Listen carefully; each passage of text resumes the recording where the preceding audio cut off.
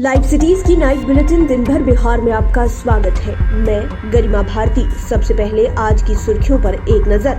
Bihar cabinet की बैठक खत्म, कुल 9 एजेंडों पर लगी मुहर। सीएम नीतीश ने बिहार वासियों को दी 414 करोड़ की सौगात। इंजीनियरिंग कॉलेज में बढ़ेंगी सीटें। संजय जायसवाल का बड़ा खुलासा, बीजेपी के साथ मिलकर बिहार में तेजस्वी बनाना चाहते थे सरकार। अग्निवीर योजना पर जेडीयू और हमने फिर उठाया सवाल, पूछा जाति और धर्म प्रमाण पत्र क्यों है जरूरी। पूर्वी चंपारण में फाइनेंस कर्मी से 10 लाख की लूट। गोपालगंज में 3 क्विंटल चांदी के आभूषण बरामद, 2 तस्कर गिरफ्तार। आरा में इलेक्ट्रॉनिक दुकानदार की हत्या, 14 लाख रुपए का लेन देन का था विवाद। बगहा में हलवा खाकर 20 बच्चे पड़े बीमार, डॉक्टरों ने बताई वजह। बीपीएससी की प्रधान शिक्षक की परीक्षा स्थगित, अब सितंबर में होगी। और बिहार में अगले 24 घंटे में होगी बारिश, मौसम विभाग का पूर्वानुमान। अब खबरें विस्तार से। बिहार कैबिनेट की बैठक खत्म हो गई। मुख्यमंत्री नीतीश कुमार की अध्यक्षता में कैबिनेट की बैठक हुई, जिसमें कुल 9 एजेंडों पर मुहर लगी है, जिसमें कम बारिश की वजह से उत्पन्न सूखे से निपटने के लिए डीजल अनुदान योजना के तहत 29 करोड़ 95 लाख की राशि स्वीकृत की गई है। इसके अलावा बिहार अमीन सह राजस्व कर्मचारी संवर्ग नियमावली 2022 को निरस्त कर दिया गया है। वहीं उद्योग विभाग के प्रस्ताव को मंजूरी दी गई है, जिसके तहत प्रधानमंत्री सूक्ष्म खाद उन्नयन योजना के लिए 469 करोड़ 83 लाख रुपए की स्वीकृति प्रदान की गई है। मुख्यमंत्री नीतीश कुमार ने बिहार को 414 करोड़ 84 लाख रुपए की सौगात दी है। साथ ही अलग अलग योजनाओं का शिलान्यास और उद्घाटन भी किया। योजनाओं का शिलान्यास और उद्घाटन कार्यक्रम में सीएम नीतीश कुमार ने कहा कि आज मुझे खुशी है कि पटना, नवादा और वैशाली में जननायक कर्पूरी ठाकुर के नाम से छात्रावास बनकर तैयार हैं। सीएम नीतीश कुमार ने कहा कि कई साल पहले मुझे अलग अलग जगहों पर छात्रों से मिलकर बात करने का मौका मिला था। हम चाहते हैं कि आज 3 छात्रावास का उद्घाटन हो रहा है, लेकिन आने वाले समय में जल्दी से बाकी बचे छात्रावासों का निर्माण हो। बीजेपी सांसद और केंद्रीय गृह राज्य मंत्री नित्यानंद राय को लेकर तेजस्वी यादव ने जो खुलासा किया, तो अब बीजेपी के प्रदेश अध्यक्ष डॉक्टर संजय जायसवाल ने तेजस्वी को लेकर एक बड़ा खुलासा कर दिया। प्रदेश अध्यक्ष ने कहा कि तेजस्वी यादव बीजेपी के साथ मिलकर सरकार बनाना चाहते थे। उन्होंने दावा किया था कि आरजेडी के नेता तेजस्वी यादव चाहते थे कि केंद्र सरकार उनके परिवार को भ्रष्टाचार के मामलों में बचाए और वह इसके बदले में राज्य में पार्टी की सरकार बनाने के लिए समर्थन देने को तैयार है। उन्होंने कहा कि राजद नेता का यह दावा कि नित्यानंद राय उनकी पार्टी में शामिल होना चाहते थे, हताशा में दिया गया बयान है, क्योंकि भाजपा ने भ्रष्टाचार से समझौता करने से इनकार कर दिया था।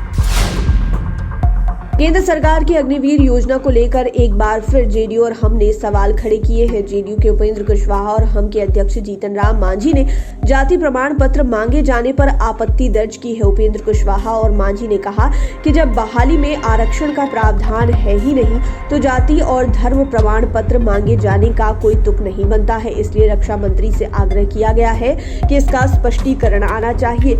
जब इसका सदुपयोग नहीं तो क्यों मांगा जा रहा है? इसका मतलब कि अगर सदुपयोग नहीं है तो इसका भविष्य में दुरुपयोग किया जा सकता है। इसको लेकर लोगों के मन में कई प्रकार की शंका भी उत्पन्न हो गई है, इसलिए सब कुछ क्लियर करने की मांग की जा रही है। पूर्वी चंपारण में अपराधियों ने एक बार फिर से लूट की बड़ी घटना को अंजाम दिया है। 2 की संख्या में हथियारबंद बदमाशों ने घोड़ा सहन बाजार भारत फाइनेंस कंपनी में लूटपाट की घटना को अंजाम दिया। बताया जा रहा है कि 10 लाख रुपए लूट लिए गए। ब्रांच मैनेजर राजेश कुमार ने बताया कि सुबह में कार्यालय खुलने के बाद अचानक 2 लोग हथियार के साथ घुस गए और उन्होंने हथियार के बल पर ब्रांच में रखे 10,53,425 रुपए लूट लिए और फरार हो गए। वहीं मौके पर पहुंचे सिकरहना डीएसपी और स्थानीय थाने की पुलिस मामले की जांच में जुट गई है। गोपालगंज के कटेया थाना क्षेत्र के पंचदेवरी के पास पुलिस ने वाहन जांच के दौरान एक कार से 3 क्विंटल चांदी के आभूषण बरामद किए हैं। साथ ही 2 लोगों को पुलिस ने हिरासत में लेकर पूछताछ जारी कर दी है। जब्त की गई चांदी की कीमत तकरीबन 1 करोड़ रुपए बताई जा रही है। इस मामले को लेकर हथुआ एसडीपीओ नरेश पासवान ने बताया कि वाहन जांच के दौरान कार्रवाई की गई। जब्त की गई चांदी के आभूषण का वजन करीब 3 क्विंटल है। हिरासत में लिए गए तस्करों ने बताया कि उत्तर प्रदेश के आगरा से चांदी के आभूषण को गोपालगंज और मुजफ्फरपुर में सप्लाई करना था। बहरहाल पुलिस भारी मात्रा में जब्त की गई चांदी के कागजात की भी मांग कर रही है। आरा में अपराधियों ने इलेक्ट्रॉनिक दुकानदार की गोली मारकर हत्या कर दी। घटना जगदेव नगर गली नंबर 1 में हुई है। दिन दहाड़े इस वारदात के बाद आसपास के इलाके में सनसनी मच गई। घटना की सूचना मिलते ही स्थानीय थाना घटनास्थल पर पहुंचकर मामले की छानबीन में जुट गया। मृतक की पत्नी सोनाली देवी ने बताया कि जगदेव नगर के ही एक अभिषेक नाम के युवक को उनके पति ने 14 लाख रुपए दिए थे, जिसको लेकर उसके साथ विवाद चल रहा था और उस मामले में उनके पति द्वारा उस पर एफआईआर भी दर्ज की गई थी, जिसको लेकर उन्होंने अभिषेक पर हत्या करने की आशंका जताई है।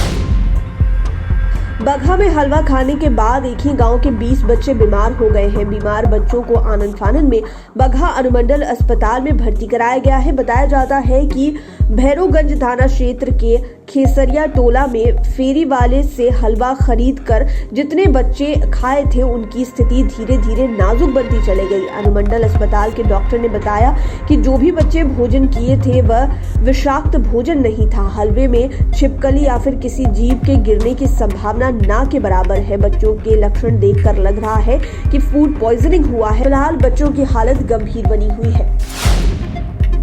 बिहार लोक सेवा आयोग ने शिक्षा विभाग के अंतर्गत प्राथमिक विद्यालयों में प्रधान शिक्षक के रिक्त पदों पर नियुक्ति के लिए 28 जुलाई 2022 गुरुवार को आयोजित होने वाली लिखित प्रतियोगिता परीक्षा अपरिहार्य कारणों से स्थगित कर दी है। यह परीक्षा अब सितंबर 2022 में आयोजित की जाएगी, जिसकी तिथि की घोषणा आयोग बाद में करेगा।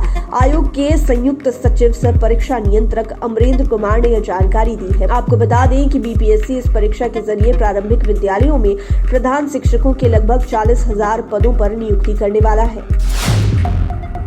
बिहार में बारिश का इंतजार 24 घंटे में खत्म हो सकता है। मौसम विभाग की माने तो 20 जुलाई से प्रदेश का मौसम बदल सकता है। पटना, भागलपुर समेत 19 जिलों में हल्की बारिश हो सकती है। कुछ जगहों पर तेज बारिश की संभावना जताई गई है। फिलहाल प्रदेश में बारिश नहीं होने से 35 जिलों में सूखे जैसे हालात है। प्रदेश के कई हिस्सों में मानसून की शुरुआत में अच्छी बारिश रिकॉर्ड की गई, उसके बाद मानसून मानो रूठ सा गया। बारिश नहीं होने से लोगों को गर्मी और उमस ने खूब परेशान किया है। कम बारिश के कारण प्रदेश में सूखे जैसे हालात पैदा हो गए हैं। खेतों में धान के रोपन सूखने लगे हैं। लाइव सिटीज की नाइट बुलेटिन में फिलहाल इतना ही। खबरों की दुनिया में बने रहने के लिए हमारे चैनल को सब्सक्राइब करें। ये वीडियो फेसबुक पर देख रहे हैं तो पेज को लाइक करें। आप हमें ट्विटर पर भी फॉलो कर सकते हैं।